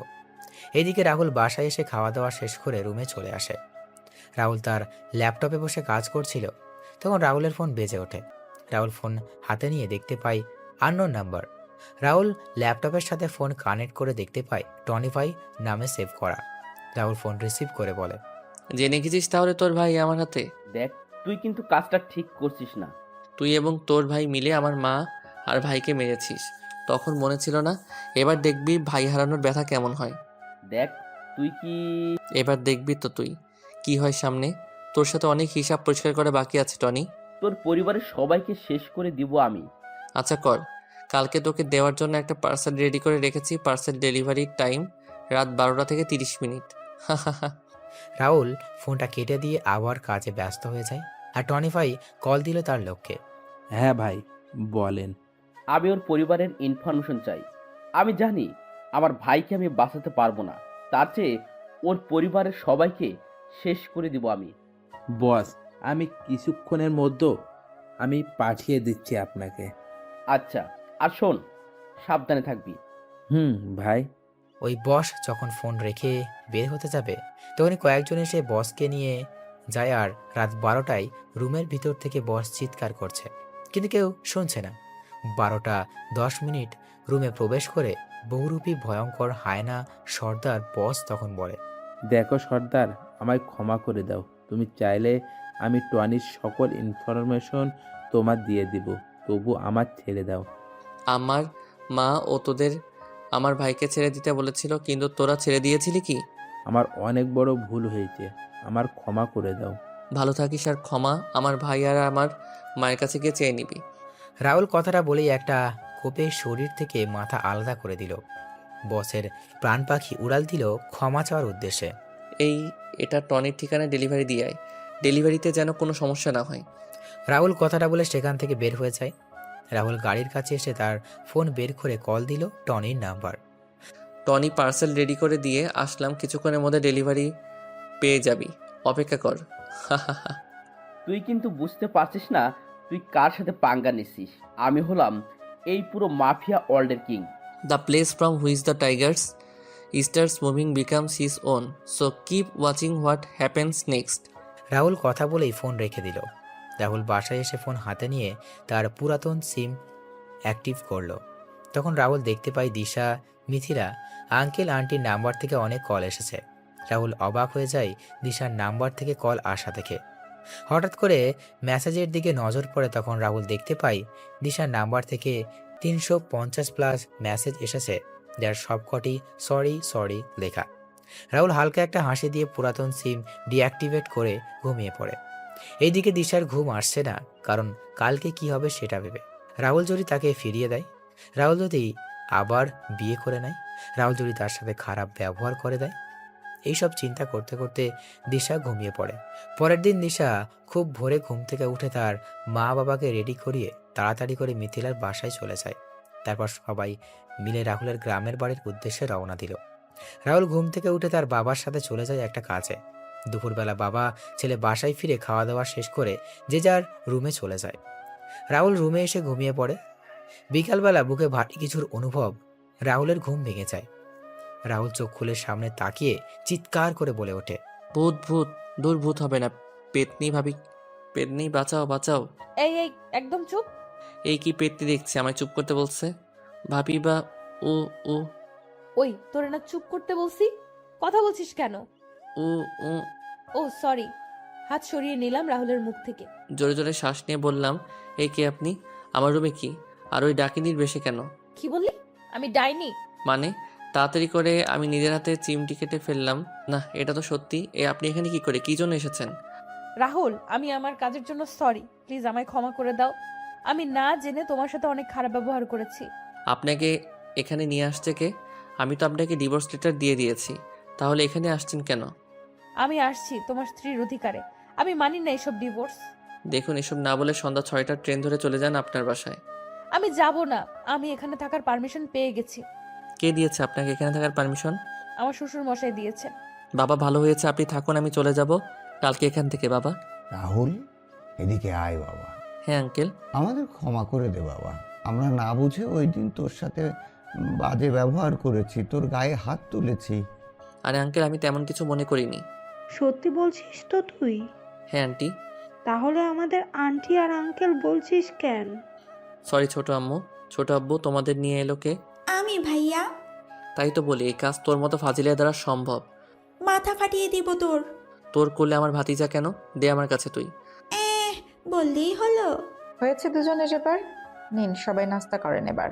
আচ্ছা, আমি আসি, তোমরা বসে কথা বলো। কোথায় যাবি ভাইয়া? হু হু।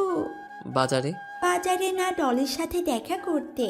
ফাজিলে একটা থাপ্পড় দিমু। ডলি তোর চেয়ে অনেক বড়। হঠাৎ করে আমার ফোনটা বেজে ওঠে। আমি বের করে দেখলাম ডলি কল। তাহলে সত্যি বললাম আমি? চুপ ফাজিল। মাত্র 3 বছরের বড়। হ্যালো ডনি, বলো। হ্যাঁ আসছি। মিথিলা, এই ডলি কে রে? ডলি হচ্ছে ভাইয়ার বান্ধবী। ডলি আপু ভাইয়াকে পছন্দ করে। ভাবি, ডলি আর রাহুল। ডলির সাথে রাহুলের বিয়ে ঠিক হয়েছে দিশা। ভাবি, কি বলছো কি তুমি? হ্যাঁ, রাহুল নিজেই সবকিছু ঠিক করেছে।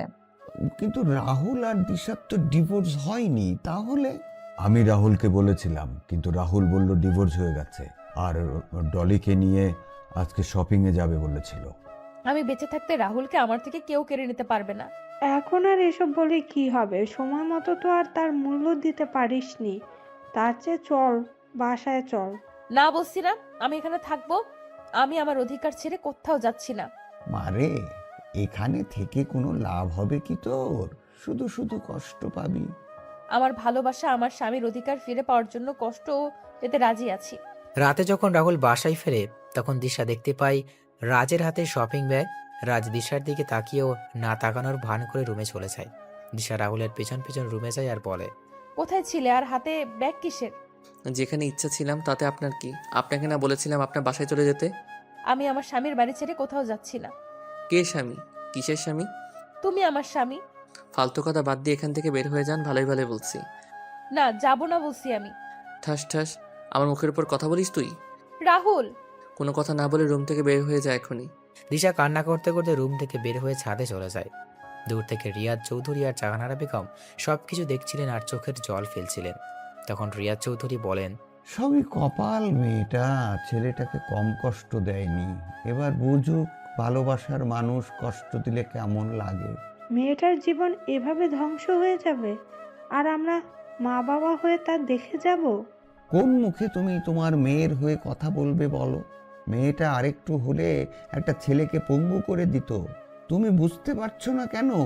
মেয়েটার কান্না আমি যে সহ্য করতে পারছি না। এইদিকে তার ডান বসের জানালা থেকে এসে এক নাগাড়ে ড্রিঙ্কস করে যাচ্ছে, কিন্তু কিছুতেই তার নেশা হচ্ছে না। টনি তার ভাই সাকিবের ছবির দিকে তাকিয়ে বলছে, সাকিব ভাই, আমায় ক্ষমা করে দিস। আমি তোকে বাঁচাতে পারলাম না। জানি না তুই বেঁচে আছিস কিনা, আমায় ক্ষমা করে দিস ভাই। তবে কথা দিচ্ছি ওই সর্দারকে আমি শেষ করে দিব। সাকিব চিৎকার করছে, কিন্তু তার চিৎকার দেওয়ালে আঘাত পেয়ে আবার ফিরে আসছে। হঠাৎ করে দরজা ঠেলে ভিতরে প্রবেশ করে রাহুল। রাহুলকে দেখতে পেয়ে সাকিব বলে ওঠে, রাহুল তুই? সর্দার বলো। কি? তার মানে তুই সর্দার? হ্যাঁ আমি সর্দার। তুই আর তোর ভাই মিলে আমার ভাই আর মাকে মেরেছিস, সাথে আমার ভালোবাসাকে আমার থেকে দূরে সরে করেছিস। এবার তোকে আমি পৃথিবী থেকে দূর করাবো। দেখ, আমার ভুল হয়েছে, আমায় ক্ষমা করে দে। আমি আমার সকল কাজের জন্য অনুতপ্ত। আমি সবকিছু স্বীকার করে নিচ্ছি তো। আমার আদালতে আমি কাউকে ছাড় দেই না, তোরও কোনো ছাড় নেই। যা তুই চলে যায়, খুব তাড়াতাড়ি তোর ভাইকেও পাঠিয়ে দিব। কথাটা বলে রাহুল তার পিস্তলের সকলগুলি সাকিবের শরীরে ঢুকিয়ে দিল আর তার লোকেদের বলল লাশটা যেন টনি ঠিকানায় পৌঁছে যায়। রাহুল বাসায় চলে যায়। রাত 8টায় টনি বসে আছে আর তার ভাইয়ের প্রাণহীন হিম শীতল দেহের কাছে। টনির চোখ থেকে পানি ঝরছে আর মনের ভিতর আগুন দাউ দাউ করে বাড়ছে। টনির সমস্ত লোকেরা এসে জমা হয় তার বাড়িতে। এইদিকে রাহুল বাসায় ফিরে ফ্রেশ হয়ে এসে সবার সাথে কিছু সময় আড্ডা দিয়ে খাওয়া দাওয়া করে তার রুমে চলে যায়। রাহুল সবেমাত্র বিছানায় শুয়েছে, তখনই দিশা রুমের দরজা ঠেলে ভিতরে ঢুকে দরজা লাগিয়ে দিল।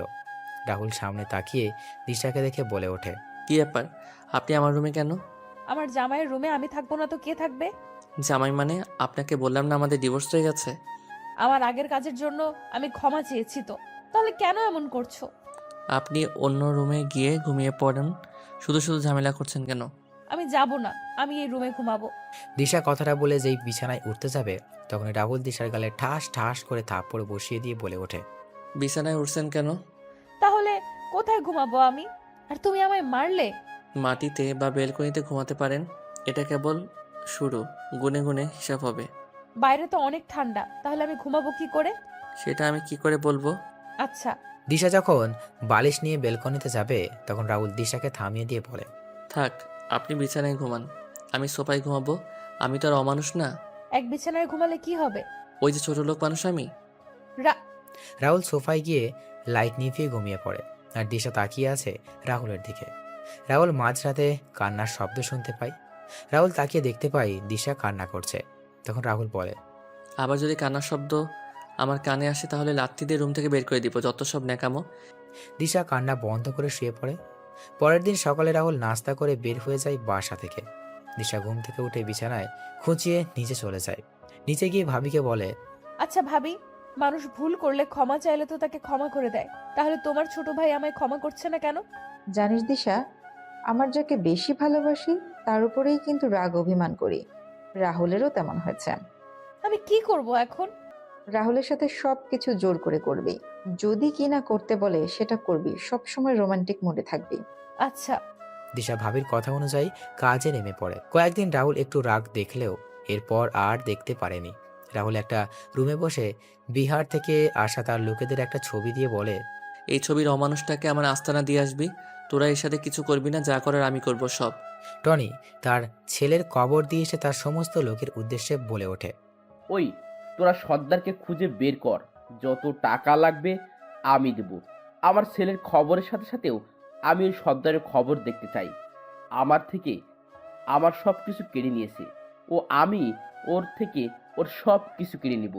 ওই সর্দারের এমন ভয়ানক মৃত্যু দিব যা দেখে মৃত্যু দেবতাও ভয় পেয়ে যায়। রাহুল সেখান থেকে চলে আসে। বাসায় এসে খাওয়া দাওয়া শেষ করে বিছানায় শুয়ে ছিল।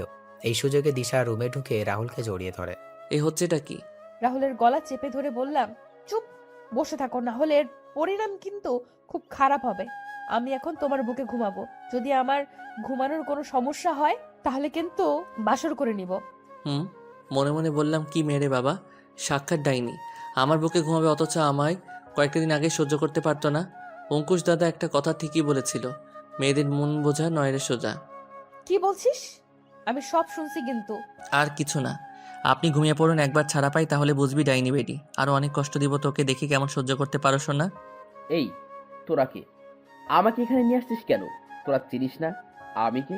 তখন রাহুল রুমে প্রবেশ করে বলে, তুই হলি গলির কুকুর। তুই কি বলছিস ভেবে বলছিস তো? আরে তোর মতো কুকুরকে কিছু বলতে হলে ভেবে বলতে হবে নাকি? এই তুই কে রে?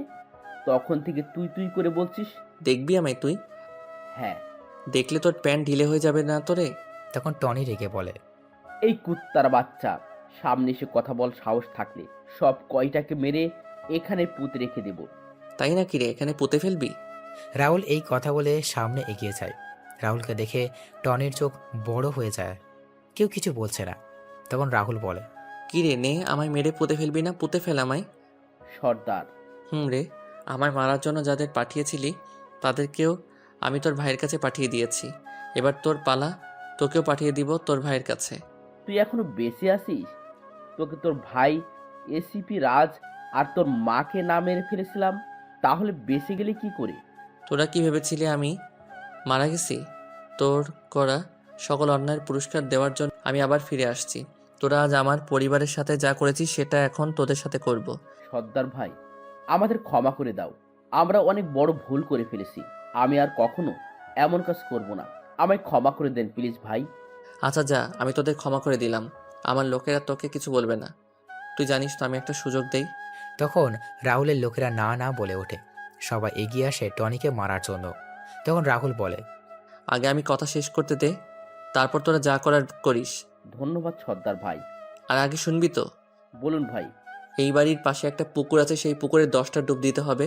10টা ডুব দিয়ে উঠে আসলেই আমরা তোকে ছেড়ে দিব। কিন্তু ওইখানে তো শার্ক আর কুমির আছে। তাহলে তুই এই হান্টারদের হাতে মরবি। দেখছিস এক একটাকে, এরা বিহারের জঙ্গল পশু শিকার করে।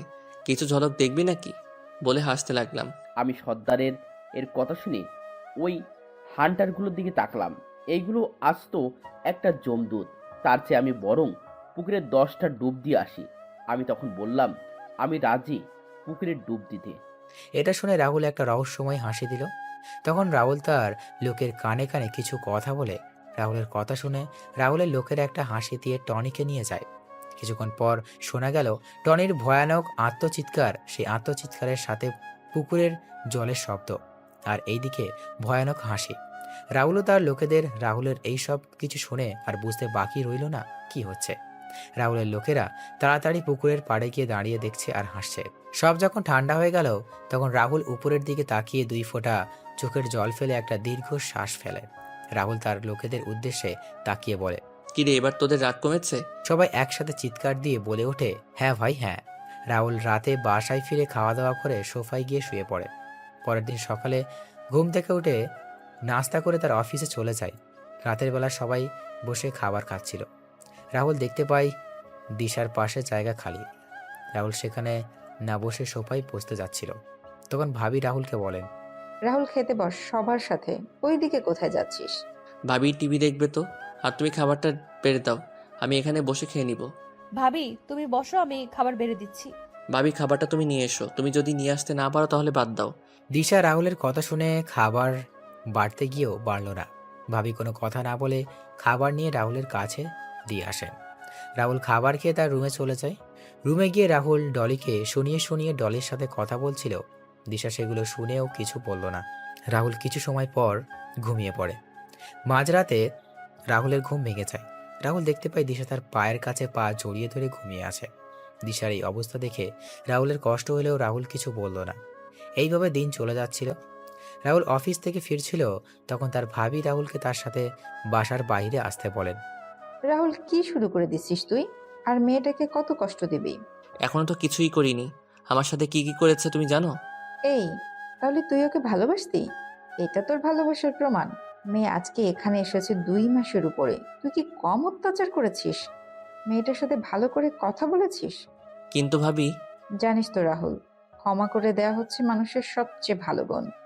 আমি কি বলেছি তুই সেটা নিশ্চয়ই বুঝতে পারছিস। ভাবি। পরের দিন রাহুল ছাদে দাঁড়িয়ে আছে। তখন দিশা রাহুলের কাছে এসে বলে ওঠে, তাহলে সমস্ত খুনিদের মেরে ফেললে কি সুন্দর ছাদে বসে সিগারেট টানছো মনের সুখে, একেবারে ইনোসেন্ট ছেলে। আমি মেয়ে কণ্ঠ শুনে পিছনে তাকালাম, দেখলাম উক্ত কথাগুলো দিশা বলছে। আমি বললাম, মানে কি বলছেন কি? ইন্টারপোল অফিসার রাহুল আর সন্ত্রাসীদের আতঙ্কের নাম সর্দার মানুষটা যে তুমি, আমি সেটা জানতে পেরেছি। কি যাতা বলছেন? সত্যি বলছি আমি। কি প্রমাণ আছে আপনার কাছে? প্রমাণ দেখতে চান আপনি? কি প্রমাণ? প্রমাণ হলো আপনার এই ব্যাচ, আপনার এই আইডি কার্ড। এগুলো কোথায় পেলেন আপনি? আজকে তোমার রুম পরিষ্কার করতে গিয়ে আমার জিনিস কাকে জিজ্ঞেস করে হাত দিয়েছো তুমি? আমার অধিকার আছে তাই দিয়েছি। বেশি কথা না বলে রেডি হয়ে নাও, আজকে আমাদের বিয়ে। বিয়ে মানে? আজকে তোর বিয়ে দিশার সাথে। কি আমি করব না বিয়ে? কেন? যে ঝগড়াটে মেয়ে, কথায় কথায় ঝগড়া করে আর অহংকারীও। আরে ভাইয়া, তোদের মানাবে খুব সুন্দর। ওরে বান্দরনি, তুই কোথায় ভাইকে সাপোর্ট করবি তা না করে ওই ভয়ঙ্করী মেয়েকে সাপোর্ট করছিস? তখন দিশা রাহুলের সামনে এসে দাঁতে দাঁত চেপে বলে, ওনার সাথে আমার কিছু কথা আছে, তোমরা ছাদে থাকো, আমরা কথা শেষ করে আসছি। এই কথা বলে দিশা রাহুলকে টানতে টানতে নিচে নিয়ে আসে। আর এইদিকে সবাই হাসছে। দিশা রাহুলকে তার রুমে নিয়ে গিয়ে দরজা লাগিয়ে রাহুলের কলার টেনে বলে, কি বললি তুই? আমায় বিয়ে করবি না? ঠিকই বলছি। আর তুমি আমায় তুই তুই করে বলছো কেন? বেশ করেছি বলেছি। ভালোই ভালোই বিয়ে করতে রাজি হয়ে যাও, না হলে না হলে কি জুতা দিয়ে আবার মারবেন?